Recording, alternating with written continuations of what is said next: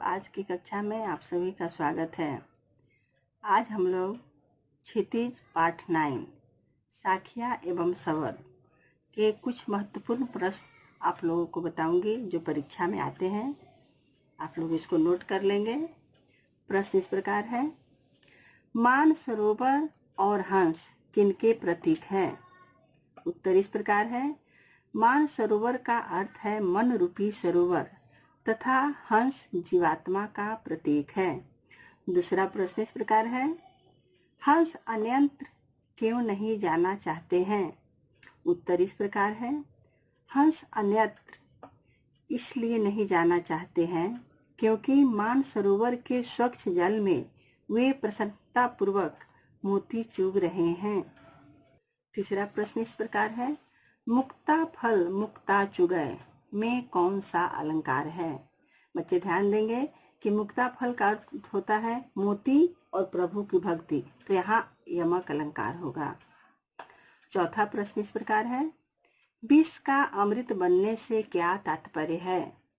उत्तर इस प्रकार है, विष का अमृत बनने से तात्पर्य है बुराइयों का अच्छाइयों में बदल जाना तथा प्रभु भक्ति के अद्भुत आनंद में डूब जाना। पांचवा प्रश्न है, प्रेमी ढूंढत मैं फिरो में कौन सा अलंकार है?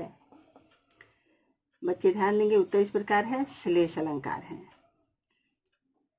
छठा प्रश्न इस प्रकार है, प्रेमी से प्रेमी मिलने का क्या असर होता है? साखी के आधार पर लिखिए।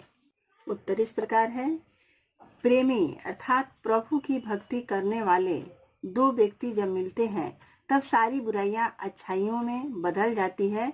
इससे उनके मन प्रभु भक्ति के अद्भुत आनंद में डूब जाते हैं। सातवां प्रश्न इस प्रकार है, हंसते चढ़िए ज्ञान को के माध्यम से कवि क्या कहना चाहता है? उत्तर इस प्रकार है, प्रस्तुत पंक्तियों के माध्यम से कवि कहना चाहता है कि साधक को ज्ञान रूपी हाथी की सवारी करना चाहिए, अर्थात अधिकाधिक ज्ञान प्राप्त करना चाहिए। प्रश्न 8 इस प्रकार है, काव्यांश में संसार को श्वान रूप क्यों कहा गया है?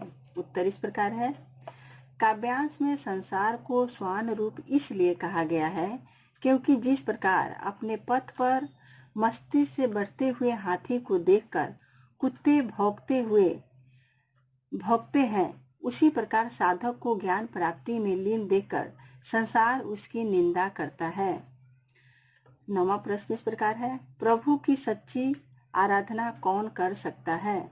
उत्तर इस प्रकार है, प्रभु की सच्ची भक्ति एवं आराधना वही व्यक्ति कर सकता है जो किसी मत संप्रदाय आदि से दूर रहता है। प्रश्न 10 इस प्रकार है, कबीर ने मृतक किसे कहा है और क्यों? उत्तर इस प्रकार है, कबीर ने हिंदू और मुसलमान को मृतक कहा है क्योंकि हिंदू और मुसलमान वाद विवाद में पड़कर सच्चे ईश्वर की भक्ति भूल जाते हैं। प्रश्न 11, कवि ने सुवर्ण कलश का उदाहरण किस लिए दिया है? उत्तर इस प्रकार है, कवि ने सुवर्ण कलश का उदाहरण उन लोगों के लिए दिया है जो उच्च कुल में जन्म लेकर भी अच्छे कर्म नहीं करते हैं। प्रश्न 12, सोने का पात्र निंदनीय क्यों हो जाता है? उत्तर इस प्रकार है, सोना बहुमूल्य तथा पवित्र धातु मानी जाती है, किंतु जब सोने के पात्र में शराब रखी जाती है तो शराब के साथ साथ सोने का पात्र भी निंदनीय हो जाता है। प्रश्न 13 इस प्रकार है, मनुष्य ईश्वर को कहाँ कहाँ ढूंढता फिरता है? उत्तर इस प्रकार है, मनुष्य ईश्वर को मंदिर, मस्जिद, काशी, काबा और नाना प्रकार की योग साधना जैसी क्रियाएं करके तथा बैरागी बनकर ईश्वर को ढूंढता फिरता है। प्रश्न 14, कवि ने ईश्वर को सब श्वासों की श्वास में क्यों कहा है? उत्तर इस प्रकार है, कवि ने ईश्वर को सब श्वासों की श्वास इसलिए कहा है क्योंकि ईश्वर प्रत्येक प्राणियों की आत्मा में समाया हुआ है।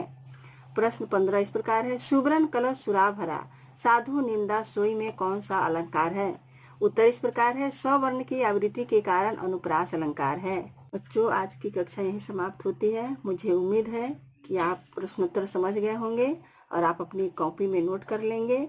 आज की कक्षा यहीं समाप्त होती है। अगली कक्षा में फिर हम आपसे मिलेंगे।